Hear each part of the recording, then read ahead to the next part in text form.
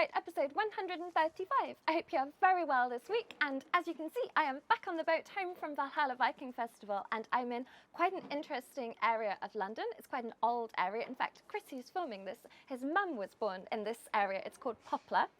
And you'll see lots of kind of industrial buildings, lots of post-war buildings, because it was a heavily bombed area in the Second World War.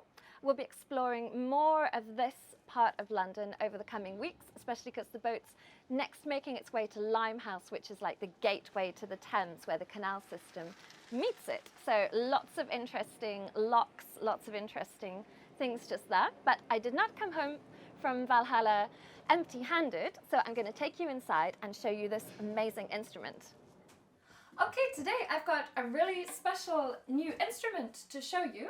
So this is actually made by somebody at Valhalla Viking Festival, so those of you who tuned in last week will have seen me there, and one of the other performers was called Vizzy Bloodaxe, and he plays in a group called Cederblut, and he's a specialist in making this kind of various lyres, and this is a bowed lyre. So we can call it a Tagelharpa in Swedish, or talharpa Estonian, or jouhikko Finnish. They're all variations of a bowed lyre. It's also very related to the Welsh crwth. These instruments probably came into the UK through Scandinavia. They were used in Viking times. I'm not actually certain the first use of the bow. I think we had bows towards the end of the Viking period. So the sound of this instrument is really characterized by the fact that the strings are made out of horsehair.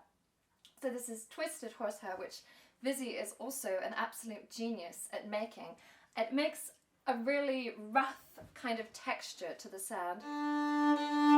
I've got that kind of a texture, which I find a bit rougher than gut, which of course is rougher than metal strings. So in terms of the instruments that I play, it gives me a really interesting variety of textures, and I think texture is what this instrument is about. I've got the strings tuned G, D, G, D, and the bridge is almost flat. So it's designed to be played essentially all of the strings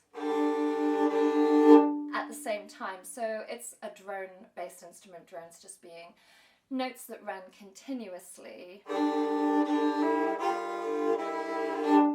So then you can play using your fingers on these strings here. Some of them are really big, so big the string has to be wound with metal as well, just to keep it all together, keep a slightly more focused way of playing it. So I've been exploring this instrument over the past few days, and I'm going to make an improvisation on it for you.